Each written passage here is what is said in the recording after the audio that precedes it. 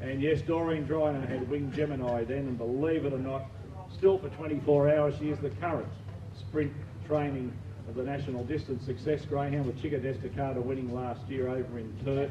Thanks, Yeah, I know, you've won them everything. So it's one of those things, whatever it is, work out the calculations from 73 to 2015. Yeah, well, you have to do that. And it's just a marvellous effort. And in between that, there's been some wonderful group performances as well. The Mr. Britain's Elizabeth's Addis boys, I forget enough. But anyway, Doreen, you've actually been wonderful for the sport.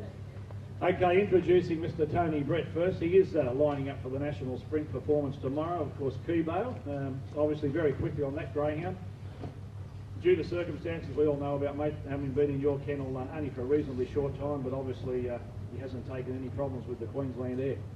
No, mate, he's going really well, and it's good to see. I mean, the dramas he had, nothing to do with the dog, and he's always been a good dog. So he actually missed about 4 months with the racing, just from an injury, and then with the live baiting and with Darren, and up to me and getting him back to the track. And so sort of to get him into a nationals, yeah, the owners and himself just couldn't be more chuffed for the dog. Okay, now I'll tell you another true story. Last Saturday night, I think I'm right with the time, Tony. Tony left his Brisbane establishment or thereabouts at 6 a.m. Saturday morning.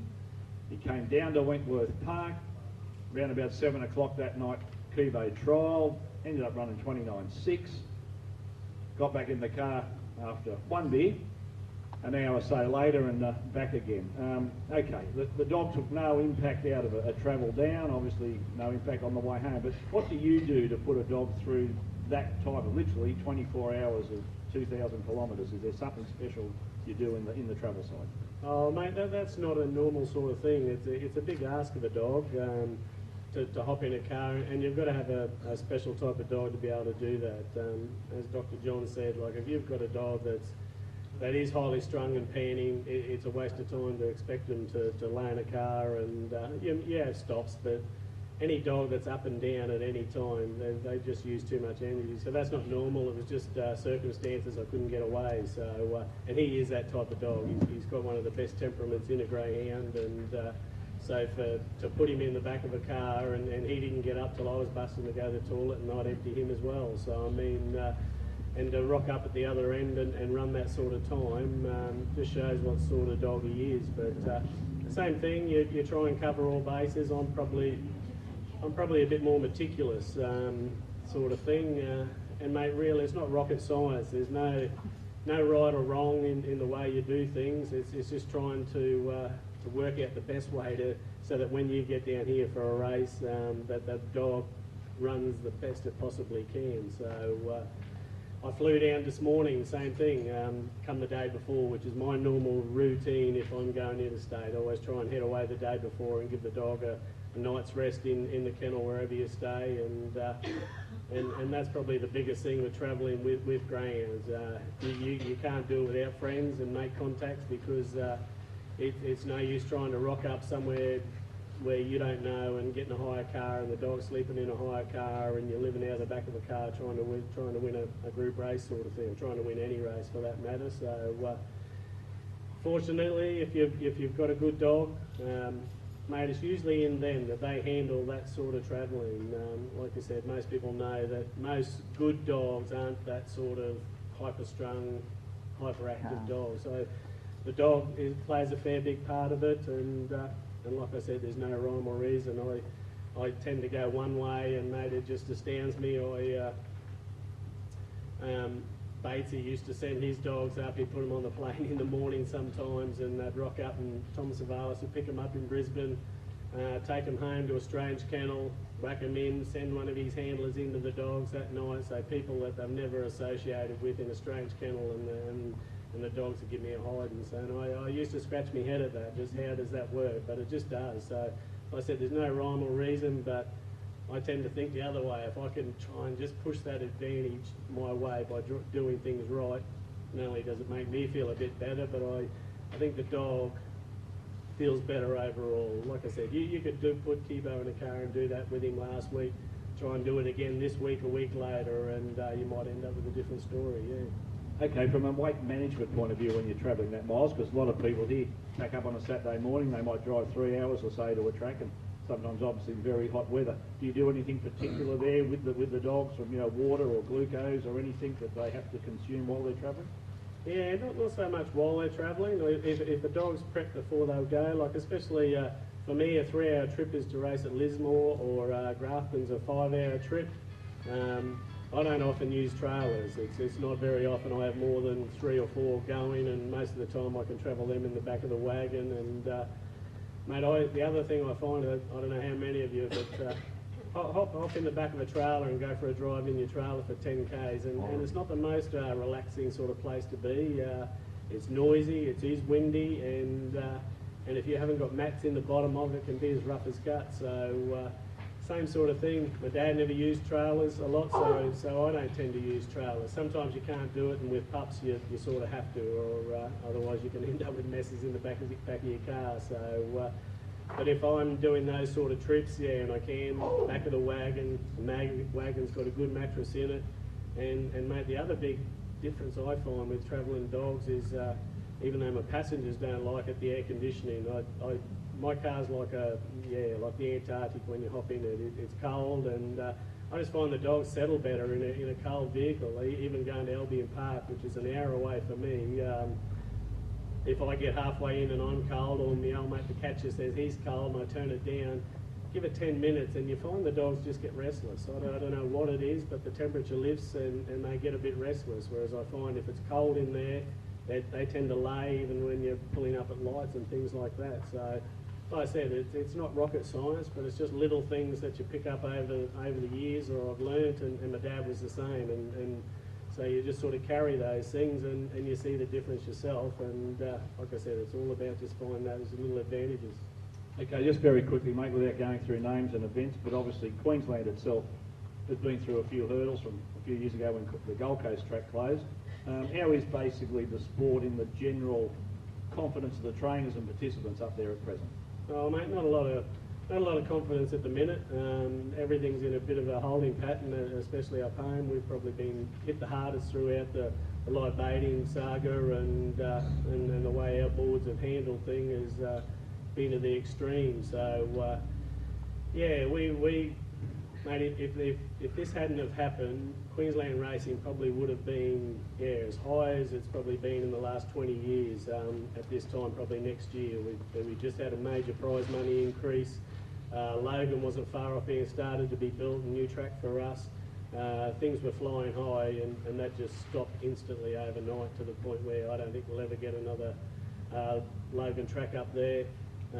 We will lose prize money, but as I said, because we've had an increase, it's still not so bad.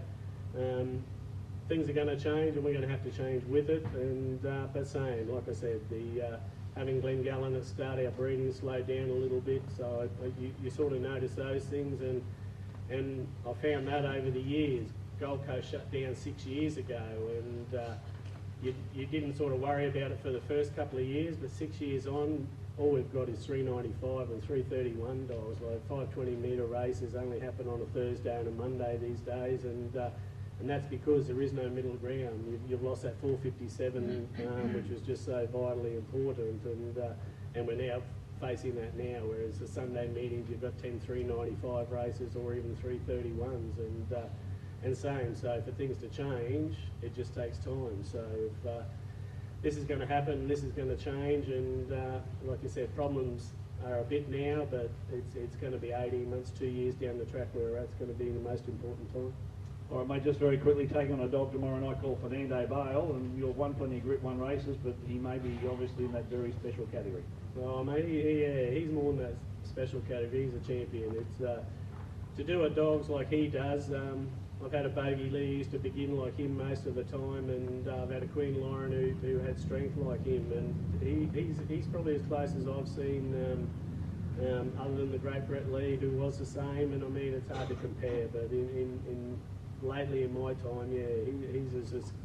And I mean, we've all had fast dogs. Everyone's got fast dogs. We've all had slow dogs, but a good greyhound's a good consistent dog, and there's a long way between a really fast dog and a really good race dog, and he's just a really good race dog, and unfortunately we've got to take him on. But they are dogs, and mate, yeah, things can happen, and everybody knows that. So if he puts a foot wrong, hopefully it's now a bloke that can take advantage of it.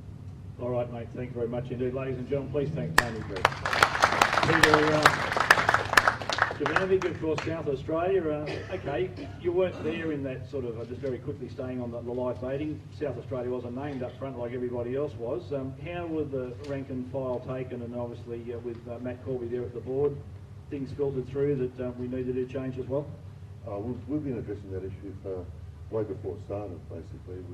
When we introduced the run-on lure, that was the idea of it originally, but then things changed when the certain group of trainers over there pushed the point where we eventually had another vote, and they had the numbers, and the people that were in favour of the run-on didn't all put their votes in. But anyway, we've changed it, and then look what's happened in Australia, where what we're addressing was, we kept on saying we need to keep the RSPCA at arm's length, make sure everything looks good, you know, and have the industry running in a tidy order. And over the years, from when I first started, we had the old coursing days where everything happened.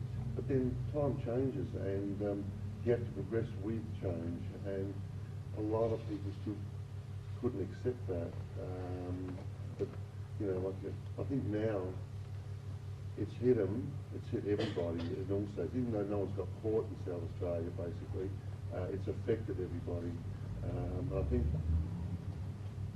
every state has just gone a little bit overboard. The administrators have gone a little bit overboard. They need to communicate with the owners and trainers and breeders and get more reps, or say people who have been involved in the industry on board in the administration side to find out ways and how to address and bring people forward to change their ideas about things. But just to bring outsiders in to tell us how to do things, that's what's very difficult for people to understand and to cop. Okay, now in South Australia, you're renowned as one of the old-fashioned expression, one of the great muscle men, checkers of greyhounds. It's something that you have been doing for many, many years. Is that something you started out doing under your own training, right, and just developed the whole attribute of the greyhound? No. I was fortunate. My early days, my mentors were Ned Bryant. I think everyone knows him. He passed away. He's one of the greatest trainers that I've seen. Then I was fortunate with Joe Healy. He was another good trainer, breeder in the early days. He won Melbourne Cups and all that sort of stuff. And a top breeder in Rod Deacon. I think everyone who was old enough would know Rod Deacon. He was one of the best breeders we ever had. And then today when you've listened to the likes of Marty Cullen and how he feeds all his pups, puts on a stew all the time. Well, that's what Roddy used to do when I first started. You know, that's how he. Well, I've been lucky in that sense. I've had three good mentors, basically. And Ned Bryant, when he had to work with dogs, used to come over and stay at our place. And he'd pull me out and say, Peter, come out here, I'll show you how to get you started checking dogs. And from there, that's where it all developed. And I went to seminars, and in those days we had a lot of seminars, but you don't see them anymore. But anyway, you'll live and learn, and from there I started, basically. Okay, the breed itself, in the years you've been checking it, have you sort of noticed anything really in the greyhound's attributes? They haven't really changed much. It's just what's affected everybody is a lot of old people. We haven't had enough new young people come into the sport to take over, and with in the early days, one person, a family could earn a living and buy things. Now, for a young person to buy a property, no bank will give them a loan. If you say you're a dog trainer or a breeder, no one's going to give you the money. So realistically, that's the problem everywhere in Australia, where people can't go out and buy properties anymore. Therefore, we have to change it around a bit and maybe Look, for example, Melbourne, they're addressing the issue. They've got slipping tracks everywhere for people, for householders. People who can look after some pups until they're 12 weeks away, but then you've got to take them somewhere to farms where they can be reared, and then later on get them to be broken in. For example, you had Chris Nutt here this afternoon, and he's booked out till February, and then you look at other places, a lot of places they're all booked out. So there's a shortage of breaker-inners, a shortage of rearers. There's a whole. We need more. Let's say a few more older people on our boards, and work out a new direction to take our industry into. Otherwise, we will keep falling apart. And what Tony just said about growing on racing tracks, you cut out Gold Coast, you cut out Lawnton, you cut out a number of tracks over the years, and once you close one down, you never get another one opened up again. And you're taking, eventually, the people in those areas, you lose them in time. And the sad part is what Tony just said, and we're in the same boat in Adelaide. We've got too many short races. We've got 388s, 400s. You go to Strathalbyn, well, I don't race there, but you only got 300s and 400s. It's rare to get a 500-metre race. It's getting to the stage now at Angle Park, we can't get 11 races. And they're looking now at running 400-metre races just to fill in, well, because you've got commitments with Sky Channel and all that sort of thing, where you need to run 11 races. And without having 11 races on programs, your turnover, the greyhound turnover drops, and the other coast get more of the TAB revenue. So there's a whole range of things happening which we need to address.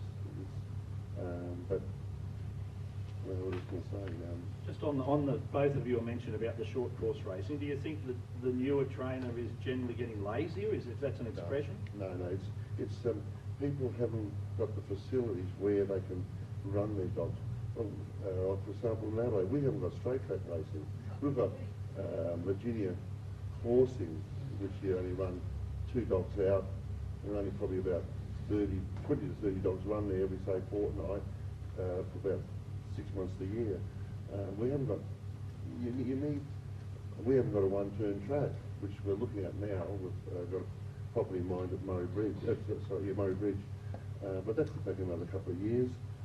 But again, we're going to be building a track away from the people. You need to take our grounds to the people where the young people are growing, and we're addressing it. I think we're going the wrong way, to tell the truth. Don't start me on that one. I could talk all day on that one. I'm looking at people out there now. But people need. I've been saying for a long time, and I think Toby the same, and Doreen. People.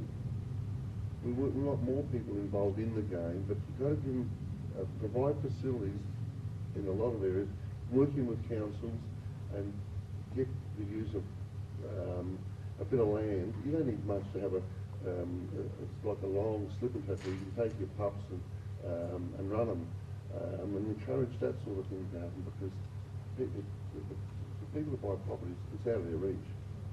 Ladies and gentlemen, please thank Petar Jevon.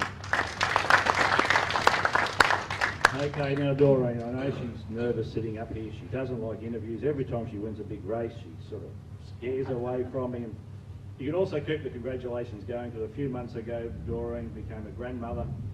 The first time in Kerry gave birth to beautiful twins, and it's just a marvellous story in Drynan. It really is. It's just absolutely tremendous.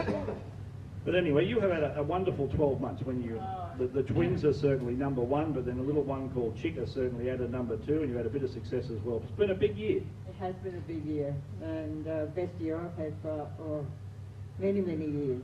Yeah, so. All right, now tell me, we go back, we talk 40 years and all that sort of thing. Have there been times you've gone, I'm giving the dogs away, I've had enough, I'm going to do something else? Oh, that happens quite a lot. No, I guess I've been pretty lucky. I've always seemed to have had, a fairly good dog. And when I was only had half a dozen dogs, and the Wing Germany and Mr. Britain and this boy and those. But then when Kerry came back from overseas and we decided we'd start breeding, and we started breeding and racing our own, So we had a bit of success there too, but you know, it doesn't really matter. Like if you haven't got the dog with the motor, it wouldn't matter what you did. You know, you wouldn't get that success, and we've just been pretty lucky. All right, now before greyhounds, you were actually in another one of the racing codes as an interest. Yeah, I was a scrapper years ago. In my young days, yeah, I was in the racing game in England. That was. All right, now tell me, as far as the breeding lines, your breeding line has been successful. I suppose people say there's no secrets to it, but obviously there's something you must watch very well in the rearing of those pups. Well, we like to feed them the best and give them the best that we can, and like, you know, regular worming and all that sort of thing. They're pretty pedantic about that, and plenty of room to exercise. We're lucky having 5 acres, so we've got a couple of nice, you know, reasonably good big paddocks to rear the pups in. And that's basically what you do. You know, you just look after them and make sure that they're, you know, free of worms, free of fleas, and fed well, and exercise well. That's it. Okay, now over 40 years you have travelled interstate and all that sort of thing with the dogs, and I'm listening to Tony. How have you gone? Because you probably don't like travelling interstate all the time. Well, no, actually what Tony said before about travelling by car, I did that with Addis Boy in the Australian Cup. I travelled down by car and stayed at a motel, and anyway, he won the heat of the Australian Cup, and I think actually he won the best time. But then I went back again the following week and travelled down again by car, and wasn't successful. So, you know, what Tony says is, you know, probably right. You know, you've got to really think of the dog more than just sort of putting him in the car and going down. I didn't have any contacts at that time to sort of go down and stay with the dog, so that was the only option that we had at that time. Okay, and of course Chickadee Carter 1 year ago took you to your first Group 1 success. She's just been amazing, Doreen. You know, there's times when form's gone off a bit and, you know, people are going, oh, time to retire, you know, but next thing, bingo, she bounces back. And has she been an easy dog to train in that regard? Oh, very easy dog to train. She's a really good little dog. She's a good kennel dog. She's a good traveller. She doesn't do anything wrong, you know. She's really, you know. And you find that with dogs. The dogs in the kennels, like Cake at all, like most of his racing was done with Darren McDonald, but we've got him at home. I couldn't get rid of him. I couldn't. He's just there. And he's another one. He's another one that doesn't matter what he just doesn't even get off his bed until you ask him to. You know, they're just perfect dogs. And you get the other ones that stress all the time and they don't perform as well. Okay, from someone that loves their greyhound, have you been somewhat hurt by all the public criticism of greyhounds and a lot of the carry-on that's happened? Well, I do, because they've gone, you know, they're more or less. When in that program, they sort of picked on the worst part of the greyhound industry. They never showed the kennels and the way the dogs are looked after. Like, you know, I mean, I've been to not that many different kennels, but Darren McDonald's kennel, Paul Stewart. My own kennel too, and you know, I take pride in my kennels, and I take pride in looking after them and making sure they've got good beds and clean environment and things like that, you know. So, but they don't show that. They just want the sensationalism of the other side of things that is the minority, not the majority of greyhound trainers, you know. So that's about it. Okay, now tell me, without giving up ages, how many years have you had a greyhound licence for? Well, I got my licence the first time they allowed lady trainers. When was that? 60, I can 68, remember, 9? I can remember going to Wyong Greyhounds and having to find somebody to hand my dog because they, because they didn't license lady trainers at that time. Every time I went to the races, I had to find somebody to handle my dog. So that's how long I've had my license. There's blokes out there saying should never change that rule. Yeah, yeah. Doreen, honestly, this is one lady I seriously just have so much respect for. She's been wonderful for so long. And last year we couldn't cheer loud enough, I suppose, for Chica, and to watch her win the first Group 1, it was marvellous. And please put your hands together for Doreen. Okay, we've got sort of 10 minutes or so. If someone would like to answer any one of our 3Os, I'll go up the back to Mick.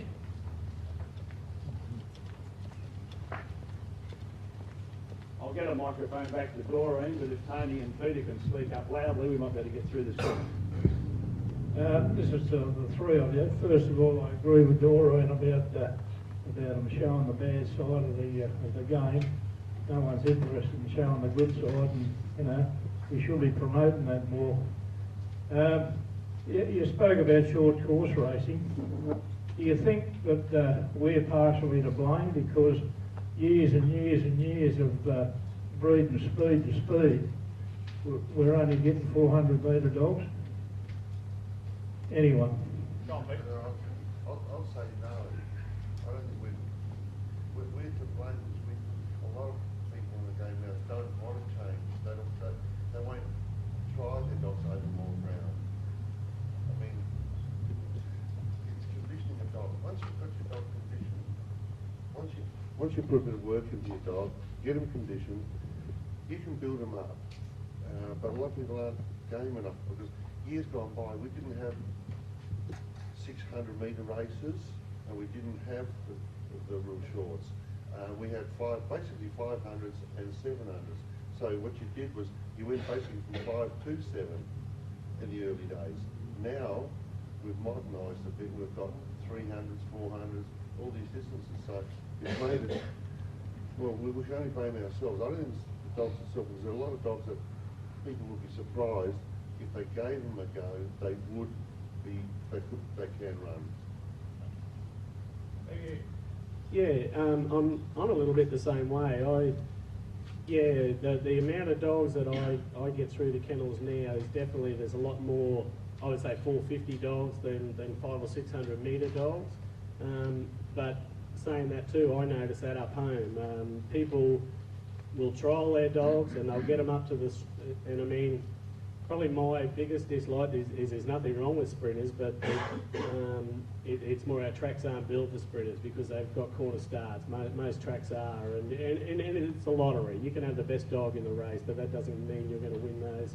A lot of it comes down to how quick they get out. So, but I do find that people will build a dog up, get it to 395, start it over the 395 and race it over the 395. I tend to work the other way. I'll build a dog up and try and push it, let's say a post to post, and a post to post then gives you an idea of where you're going to go. Some dogs just can't run 500, simple as that, but drop it back.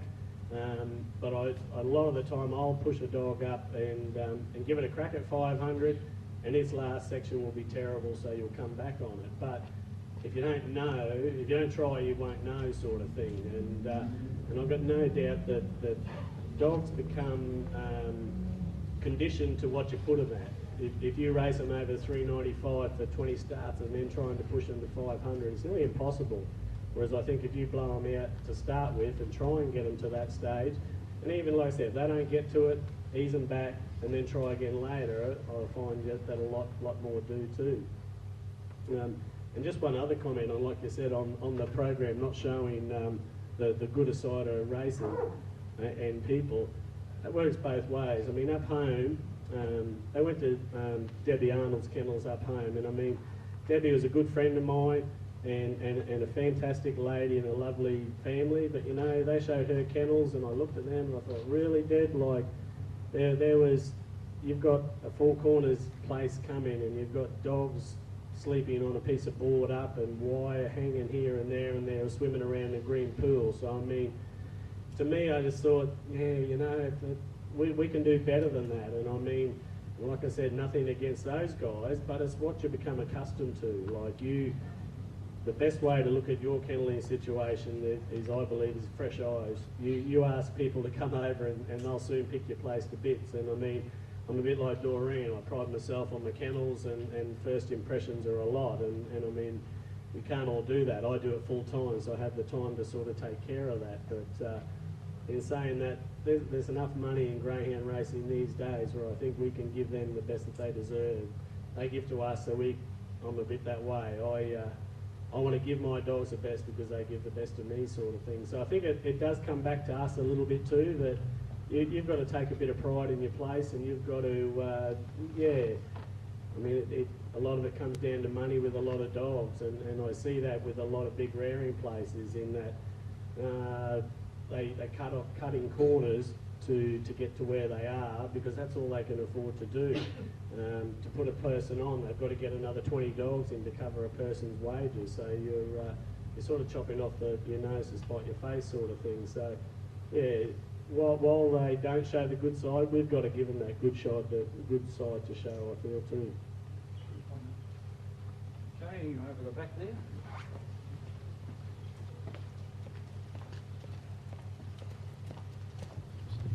Just stand if you could, please. Yeah, I just wanted to go on with what Tony was saying about dogs running over the distance, over like 500. My old uncle had dogs years and years ago, and he said to me, I'll never race a dog short distance till I prove they can't run 500. So that's all I wanted to say. Just that was his attitude as well. You know, he'd always prove they couldn't get 500 before he'd bother with the shorts, you know.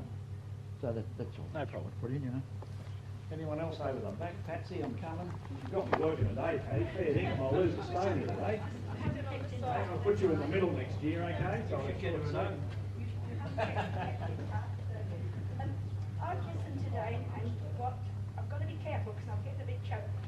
What Doreen and the other two gentlemen have said is true, and we aren't speaking out enough about us good people. I just want to tell you something.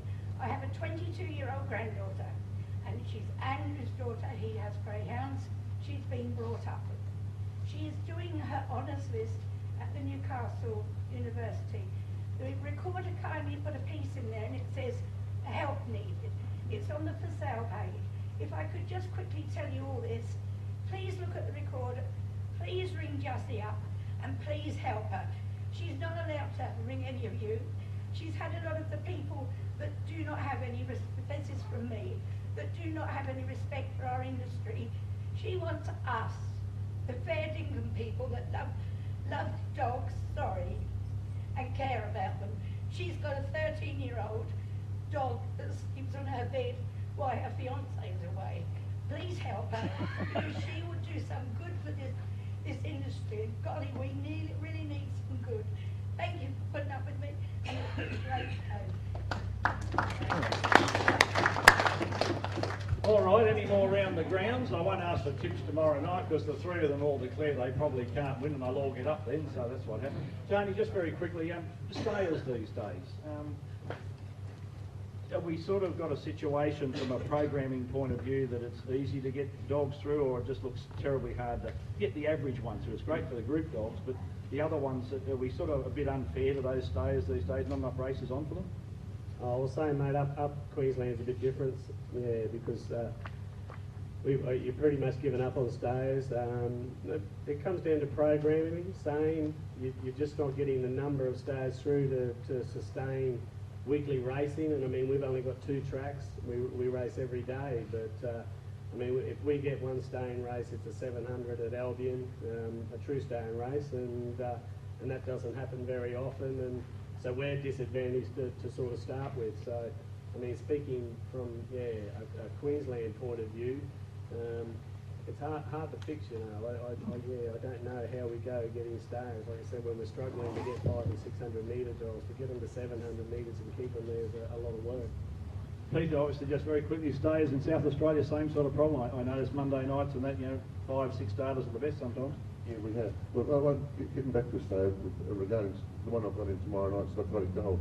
When James, the lad that was training him over here, he trialled her and she went enormous on the fly over 500s, yet she couldn't win a sprint race, and she had about 6 starts or something. And then he decided to send her over, because we had the run on law at the time. And as soon as I started trialling her, you could see her splits, her times, the way she was running. I took a chance and I said, well, I said to Leslie, I said, look, this bitch looks like she's a stayer. So I gave her a try. But in regards to, we'll get back to her, if we didn't have a go, we'd never know whether she could stay. And since then, all the races that she's raced in and won have all been staying races. But during the year, the last 12 months, at one stage I think I had to put 4 dogs in, and someone else put a dog in to make the stage race. Then you get people saying, when that happened, where our clubs, most of them, so every club in Australia loves to put on staying races. So if you've got a stayer, go for it, because the clubs, the pundits who generate turnover, where we can increase prize money, they love betting on stayers. That's the fact. Even if you only get 5 dollars field, the turnover on that race is nearly always better than any other race on the program.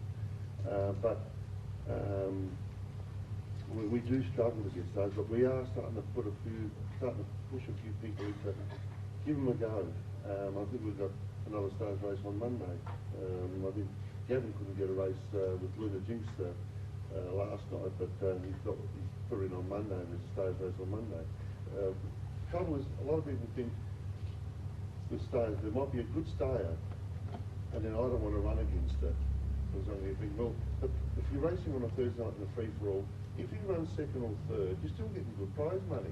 You're not being penalised, and eventually you'll get back to a normal grade 5 where the champion dog isn't in, and you win your race anyway. But the world goes round in cycles, so not everyone gets a good stayer all the time. But you have to put up with it, and we need to encourage more of our participants to put them over the distance. Give them a go. Look, I've had stayers over the years, which you probably wouldn't remember here, but I think I had one from Donnie McMillan before he finished. He sent a bitch over, and she was a sprinter. Donnie said to me, I think she's a good 400-metre dog. She'll probably get 500, but then you'll pass an easy 500. Well, eventually, I gave her a staying race. She won a 600. I put her over the distance one night, and she led by a space and weakened back to run 20 lengths last.